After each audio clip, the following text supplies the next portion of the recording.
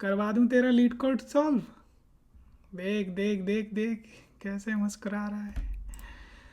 चलो फिर करते हैं। एरे हैशिंग सीरीज अभी चल रही है। नेक्स्ट प्रॉब्लम लिस्ट में हमारी है uncommon words from two sentences.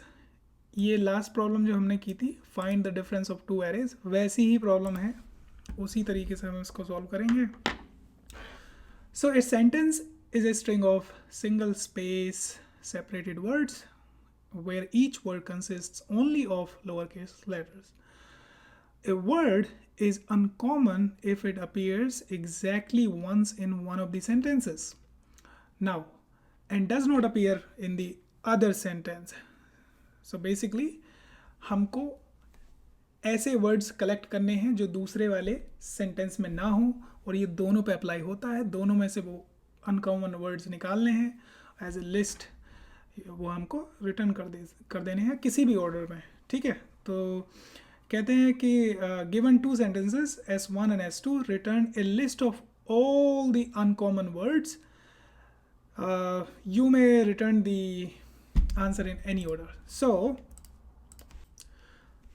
चलो, तो मैंने पहला एग्जाम्पल ले लिया। यहाँ पे हमारे पास में S1 और S2 दो सेंटेंस दे रखे हैं, इनके अंदर कुछ वर्ड्स हैं और हमको वो अनकॉमन वर्ड्स बेसिकली रिटर्न करने हैं एज ए लिस्ट, जो कि इन दोनों सेंटेंसेस में एक ही बार आ रहे हों, अपने सेंटेंस में एक ही बार आ रहे हों और दूसरे वाले में हो ही ना। ये याद रखना, ठीक है। ये था साधारण भाषा में। तो इसका जो आंसर हो जाएगा ना भाई, वो क्या हो जाएगा, आंसर ये हो जाएगा। इसमें दो ही ऐसे वर्ड हैं, एक तो स्वीट है और सावर है, बाकी जो में सारे अकरिंग है ना, दिस एप्पल इज़ दोनों में आ रहे हैं। तो आंसर हो जाएगा मेरा स्वीट और सावर। सो ये हमारा खट्टा मीठा आंसर आ गया है। ठीक है, अब ये पता करने के लिए भाई कि एक दूसरे में अकर हो रहे हैं कि नहीं हो रहे हैं, वो तो पता कर लोगे सेट से, लेकिन काउंट एक बार है तो वो तो फ्रीक्वेंसी से पता करोगे ना, तो मैप से पता करोगे। तो S1 का मैप बना लो, ये तो पता करना ही पड़ेगा। चाहे तुम अब ये थोड़ी करोगे कि ब्रूट फोर्स लगाओगे, पहले एक एक वर्ड को पहले उसी में चेक करो कि दोबारा आया कि नहीं आया है, अगर आया तो मत करो, नहीं आया तो फिर दोबारा दूसरे सेंटेंस में सर्च करो, ऐसे थोड़ी करोगे। सेट ये बनाओगे, अपना डिक्शनरी बनाओगे। अबे कहाँ जा रहे इस, अरे बावड़ा हो गया कि। तो S1 का मैप बना लो भाई। तो S1 का मैप हो जाएगा, इसको फिल कर लो। फिल करना तुम्हें आता ही है ना, बार बार तो नहीं मैं करूँगा इसमें लिखने के लिए, लेकिन काउंटर करके कर लेना यार, काउंटर और S1 के स्प्लिट डाल देना, पहली बात तो है ना, स्पेस से स्प्लिट कर देना इसको। ठीक, ये दे देगा मुझे S1 का मैप, और ऐसे ही S2 का मैप भी बना लेना सेम वे में, दोनों के मैप बना लेना, है नहीं, दोनों के मैप बन गए। बाकी लैंग्वेजेस में भी ये चलता है। तो अब जब मैप मैंने बना लिया है, अब मैंने मैप बना लिया और इसको भी फिल कर लिया है, तो मैं क्यों ना इस पहले मैप के थ्रू गुजरूं और ये चेक करूं कि कौन से वर्ड की फ्रीक्वेंसी सिर्फ एक है, और जिसकी भी एक है ना, सिर्फ एक, उसको मैं चेक करूं कि दूसरे वाले में वो उसकी की हो ना। तो अगर मैं अपना आंसर बनाऊंगा, रिजल्ट एरे अगर मैं बनाऊं अपना, तो मैं क्या करूंगा, for word and frequency in S1 dot map के आइटम्स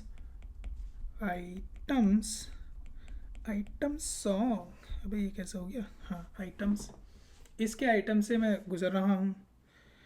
तो अब मैं देखूँगा इफ़ फ्रीक्वेंसी जो है अगर 1 है, तब ही मैं क्या करूँगा कि अगर इसी सेम सेंटेंस में, सेम लाइन में चेक कर लेते हैं कि अगर या तो ये है और इसके साथ साथ में एंड लिख देंगे, एंड जो वर्ड है, वर्ड नॉट इन S2 का मैप, ये दो चीज़ें हैं ना मेरे भाई, तो आंसर में ऐड कर दो।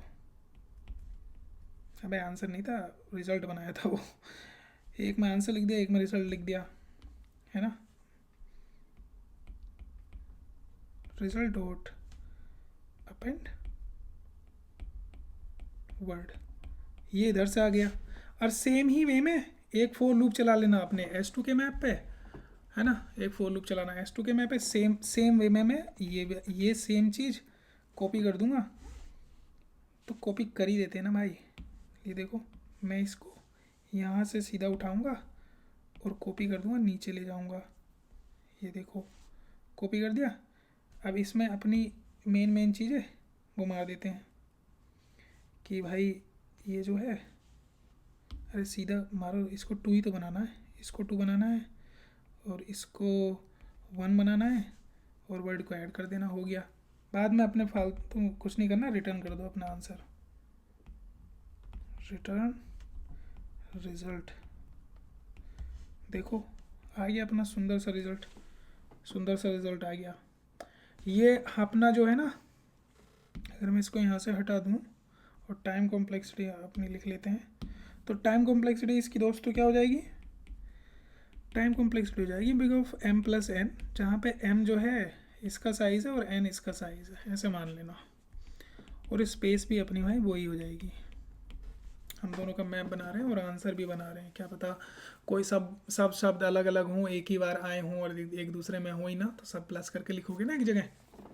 तो ठीक है, कोड कर लेते हैं भाई, हो गया ना। इसमें एक ट्रिकी चीज़ वो है कि ये चेक करना था कि एक ही बार वो आया हो, तो फ्रिक्वेंसी हर एक वर्ड की एक ही बार हो। तो सबसे पहले ना S1 का मैप बना लो। कैसे बनाओगे मैप, काउंटर में डालोगे, काउंटर में डालोगे और S1 को स्प्लिट कर लोगे, स्प्लिट कर लो, किससे, स्पेस से। सेम मैम भाई दूसरे वाले का मैप भी बना लो अपने। तुम मैप को ना खुद वैसे फिल भी कर लेना, ज़रूरी नहीं है कि काउंटर ही यूज़ करो, दूसरा अपना कोड, प्रॉपर कोड भी लिख सकते हो। अब आपने मिल गए ये दोनों। अब फॉर वर्ड एंड फ्रीक्वेंसी, जो कि बेसिकली एक तरीका है, फ्रीक्वेंसी मतलब ये आइटम्स पे इटरेट करने का, की वैल्यू है एक वे में देखा जाए तो। किस में है की वैल्यू, अपने S1 मैप में। सो इन S1 मैप डॉट आइटम्स, बहुत ही सिंपल सा ये वो है। तो अगर जो मेरी फ्रीक्वेंसी है ना इस वर्ड की, अगर भाई एक ही है एंड इसके साथ साथ में जो वर्ड है वो नोट इन S2 का मैप है, कांस्टेंट टाइम में पता चल रहा है, तो मैं क्या करूँगा, अपने आंसर में डाल दूँगा। तो रिज़ल्ट बना लो अपना, एक आंसर रिज़ल्ट एरे बना लो और रिज़ल्ट में अपेंड कर दो। डाल दिया मैंने। अब मैंने ये डाल दिया है रिज़ल्ट डॉट अपेंड में, क्या डाल रहा हूँ, वर्ड डाल रहा हूँ, ठीक है, ये इसके थ्रू मैंने डाल दिया। सेम चीज़ कर लो, दूसरा पास लगाओ, ये इसमें कर लो। S2 के थ्रू हमको जाना है और S1 के मैप में वो वर्ड ना हो और जिसकी फ्रीक्वेंसी एक ही बार हो। कुछ नहीं, हो गया बस। रिटर्न क्या करोगे, आंसर रिटर्न करोगे भाई, आंसर रिटर्न नहीं करोगे, रिजल्ट रिटर्न करना है। हो गया कोडिंग। कोडिंग आराम से इजी होगी, ये सब इजी प्रॉब्लम है, इनके थ्रू जल्दी जल्दी निकले हैं हम, बातें करके। रन कर लो भाई, होपफुली हो जाना चाहिए, कोई दिक्कत नहीं देना चाहिए। नहीं दिया है 100%, मुझे इसका लिटरेसी रेट चाहिए 100%। हो गया, केरला बना दिया हमने इस प्रॉब्लम को, केरला बना दिया भाई। टाइम कॉम्प्लेक्सिटी लिख लो, टाइम कॉम्प्लेक्सिटी लिख लो big of n plus m, n m दोनों के साइज़ हैं, पहला n का साइज़ है, दूसरा है उसका साइज़ है S1 का S2 का। स्पेस कॉम्प्लेक्सिटी क्या है, वो भी यही है, इसको भी लिख दो भाई, सेम ही लिखोगे क्या, कॉपी कर लो, कॉपी कर लो। इसको यूज़ करना चालू करो भाई, है ना, इसको यूज़ करना चालू करो, प्रॉब्लम ट्रैक होती हैं। जैसे इसको मैंने अभी डाला तो 277 प्रॉब्लम हमारी हो गई हैं। अगला है डिज़ाइन प्रॉब्लम, डिज़ाइन वाले उसमें मिलते हैं, है ना। तो अपनी 4 प्रॉब्लम ये बची हैं, इजी वाली करके फिर धमाकेदार सारी मीडियम ऐसे लगातार करेंगे ना, ये सब मीडियम ऐसे करेंगे, मज़ा आ जाएगा। इजी कर लिया तो मीडियम भी आराम से हो जाएंगी सब, क्योंकि इजी ही बेसिक्स क्लियर करती हैं आपके सर, सोचने की क्षमता बढ़ाती हैं। जितनी ज़्यादा प्रॉब्लम करोगे उतना अच्छा है। उन लोगों के पीछे मत भागो यार जो तुम्हें पैटर्न समझा रहे, पैटर्न अच्छी चीज़ है, देख लो, लेकिन प्रॉब्लम करो जितना हो सके। ज़्यादा प्रॉब्लम करने से, कुछ लोग ये होते हैं ना कि यार जो 10वीं क्लास में पढ़ाया था, 12वीं क्लास में पढ़ाया था, वो सब मैं कहाँ यूज़ कर रहा हूँ आजकल। अरे नहीं कर रहे हो तो ऐसे इनडायरेक्टली कोई यूज़ नहीं करता, इनडायरेक्टली सब यूज़ करते हैं। उससे तुम्हारे ब्रेन डेवलप हुआ ना, उससे तुम्हारी सोचने की कॉग्निटिव एबिलिटी जो है तुम्हारी इन्हेंस हुई है, उससे तुम न्यूरॉन्स कनेक्शंस बने हैं, तुम एक प्रॉब्लम कॉम्प्रिहेंशन तुम्हारी अच्छी हुई है, सोचने का तरीका तुम्हारा डेवलप हुआ है।